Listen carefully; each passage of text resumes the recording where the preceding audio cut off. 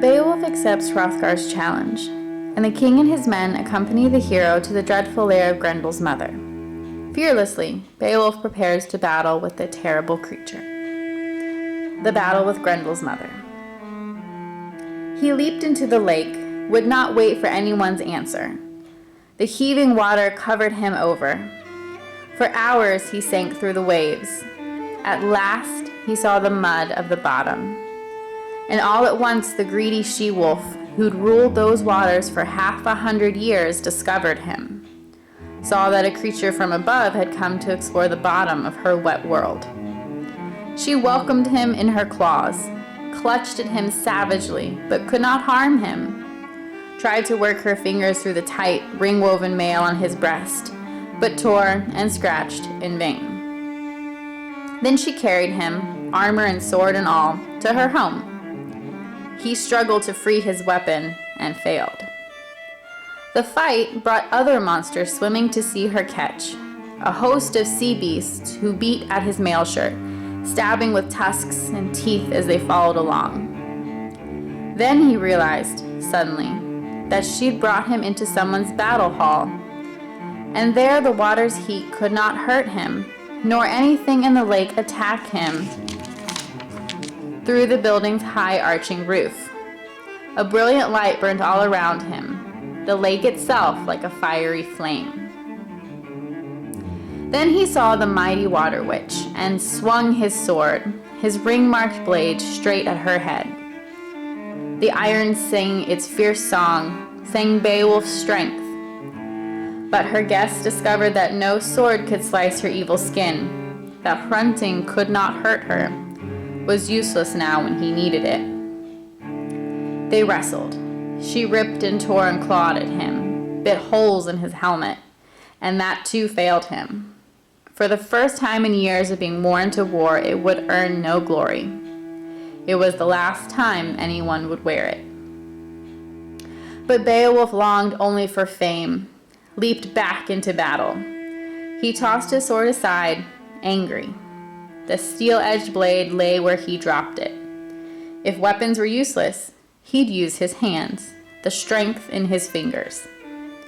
So fame comes to the men who mean to win it and care about nothing else. He raised his arms and seized her by the shoulder. Anger doubled his strength. He threw her to the floor. She fell, Grendel's fierce mother, and the gate's proud prince was ready to leap on her. But she rose at once and repaid him with her clutching claws, wildly tearing at him. He was weary, that best and strongest of all soldiers. His feet stumbled, and in an instant she had him down, held helpless. Squatting with her weight on his stomach, she drew a dagger, brown with dried blood, and prepared to avenge her only son. But he was stretched on his back, and her stabbing blade was blunted by the woven mail shirt he wore on his chest. The hammered links held. The point could not touch him. He'd have traveled to the bottom of the earth, Edgetho's son, and died there, if that shining woven metal had not helped.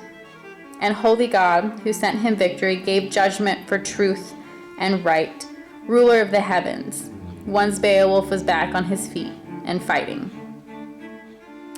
Then he saw, hanging on the wall, a heavy sword, hammered by giants, strong and blessed with their magic, the best of all weapons, but so massive that no ordinary man could lift its carved and decorated length. He drew it from its scabbard, broke the chain on its hilt, and then savage, now angry and desperate, lifted it high over his head and struck with all the strength he had left, caught her in the neck and cut it through, broke bones and all. Her body fell to the floor, lifeless. The sword was wet with her blood, and Beowulf rejoiced at the sight. The brilliant light shone suddenly, as though burning in that hall, and as bright as heaven's own candle lit in the sky. He looked at her home, then following along the wall went walking, his hands tight on the sword, his heart still angry.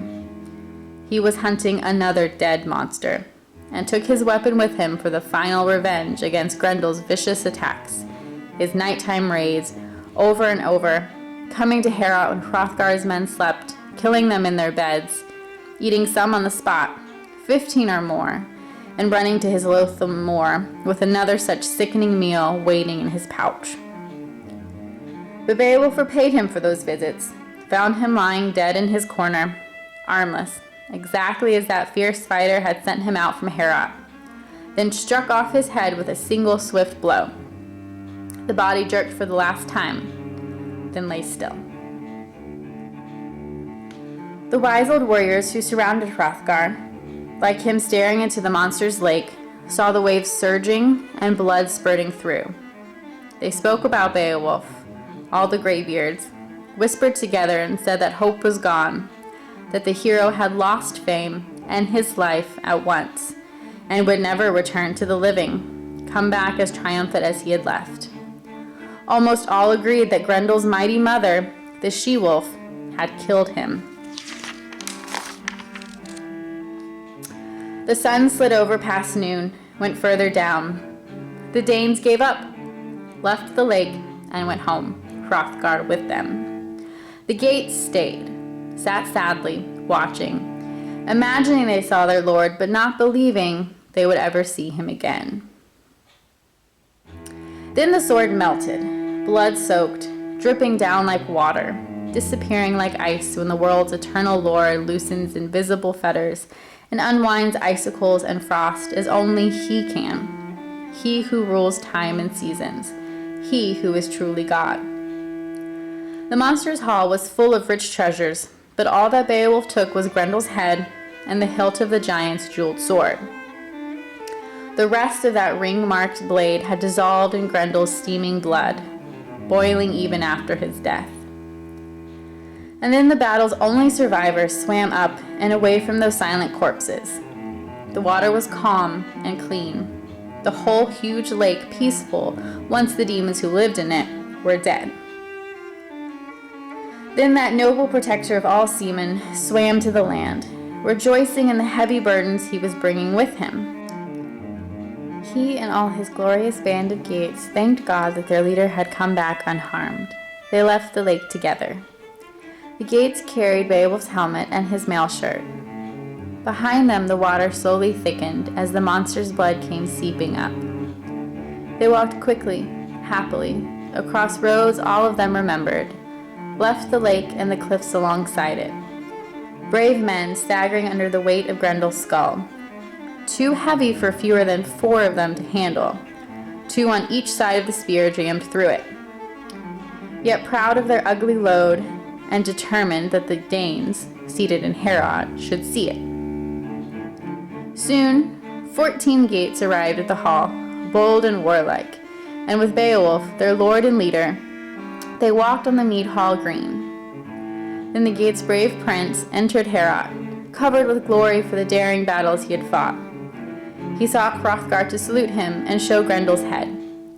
He carried that terrible trophy by the hair, brought it straight to where the Danes sat, drinking, and the queen among them. It was a weird and wonderful sight, and the warriors stared.